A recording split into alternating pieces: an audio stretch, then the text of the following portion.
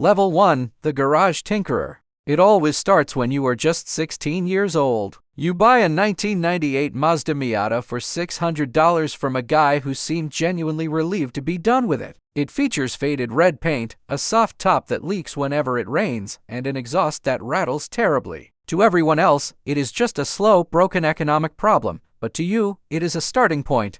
Your workspace isn't really a proper garage at all. It is just a cold concrete square attached to your parents' house that constantly smells like old oil. You prop an old laptop on a step stool because you simply cannot afford a proper monitor. You start your journey by stripping bolts and connecting vacuum hoses the wrong way. Every single simple mistake costs you 40 minutes with a bolt extractor kit. The very first modification you attempt is installing a cheap, no-name cold air intake. It doesn't actually make any real horsepower, but the induction sound changes immediately. It sounds significantly deeper at low revs and much sharper near the red line. You sit in the driveway with the engine running, listening to the new exhaust notes. The vibrations travel through the steering wheel, and you feel something shift inside you. You realize that building a car is much harder than playing video games. It is the exact moment a lifelong automotive obsession officially begins. Level 2, the car meet regular. By the time you turn 18, the Miata has been through multiple different stages. You have installed different retro wheels, cheap coilovers, and a front lip spoiler. You spray painted that lip yourself, and it sits slightly crooked if someone looks closely. You recently discovered local car meets, and a whole new world opens up.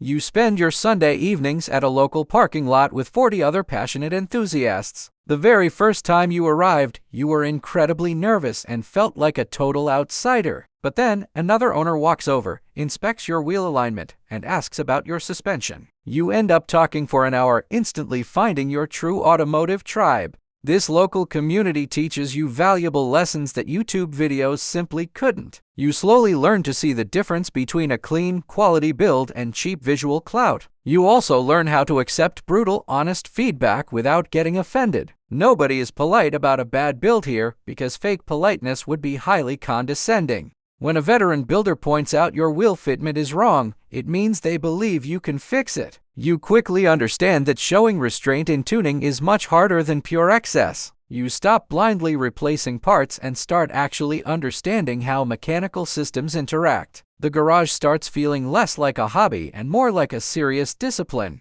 Level 3, the track day driver. At age 20, someone from the car meets invites you to a proper track day event. You excitedly hit the circuit, fully convinced that your little sports car is incredibly fast. However, during the very first session, you realize you don't actually know how to drive. The high-speed corners completely expose every single flaw in your amateur driving technique. An experienced driver rides along and points out 3 specific, critical mistakes. You are braking too early, carrying too much speed into corners, and your hands are way too tense. You spend the rest of the day humbling yourself and fixing one mistake at a time. By the final session, your lap times improve and you finally earn real respect. After this eye-opening experience, your tuning budget shifts completely away from aesthetics. You swear off cosmetic mods and focus strictly on mechanical grip and total reliability. You buy brake pads with high heat resistance, premium fluid, and sticky track tires. You finally understand that mechanical grip is the absolute most important factor in racing. You tear out the heavy soft-top mechanisms and the passenger seat without any hesitation. The racetrack does not care about your comfort or your daily driving conveniences. As the car gets significantly faster, your driving skills get faster right alongside it. You realize that a high-performance car and its driver must constantly develop in perfect parallel. Level 4, the serious builder. By 23, the Miata is sold to a kid who reminds you of yourself for years ago. Using your savings and a small loan, you purchase a 2004 Subaru Impreza WRX STI. It is a legendary performance platform with a massive, undeniable power ceiling. This time, you plan to build the engine properly because you actually know what properly means. You understand that every single engine modification connects directly to the next one. When you upgrade to a bigger turbocharger, the fuel injectors must match the new airflow. The front mount intercooler must also be heavily upgraded to handle the massive heat generation. You stop randomly guessing and start treating the build like a precise mathematical science. You take the brave step of learning to tune the engine management software all by yourself. You spend full weekends sitting inside the hot car with a laptop connected to the ECU. You carefully look at data logs, adjusting ignition timing and dialing in air-fuel ratios. Every time you flash a new aggressive map, you pray that you don't blow up the engine block.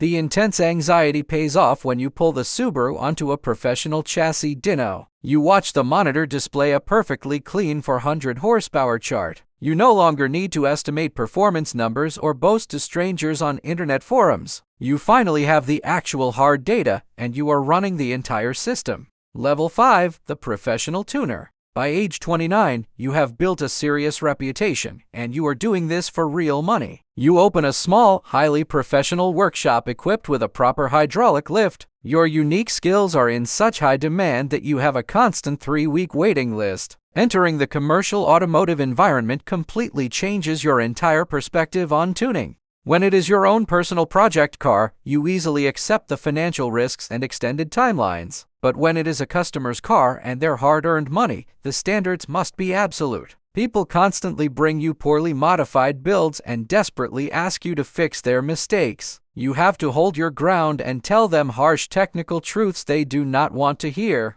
You develop a highly specialized niche that separates you from generic repair shops. You focus entirely on forced induction conversions, E85 ethanol setups, and incredibly complex wiring solutions. Other local shops are completely afraid to touch these intricate electrical and mechanical problems. Your humble garage slowly transforms from a simple workspace into a high-end automotive clinic. You quickly realize that advanced diagnostic work is a completely separate skill from merely bolting on parts. True diagnosis requires intense pattern recognition that only comes from years of seeing engines fail catastrophically. You have officially evolved from a guy with a fast car into an absolute dedicated professional. The local car community looks at you as a walking encyclopedia of mechanical arts. Level 6, the legacy. Entering your late 30s, your ultimate, uncompromising masterpiece sits proudly in your shop. It is a stunning Nissan Silvia S15 built entirely from the ground up with zero compromises. Every single engineering variable and aerodynamic element has been double-checked 500 times. It is a dedicated, purpose-built weapon designed specifically to break a national time attack record.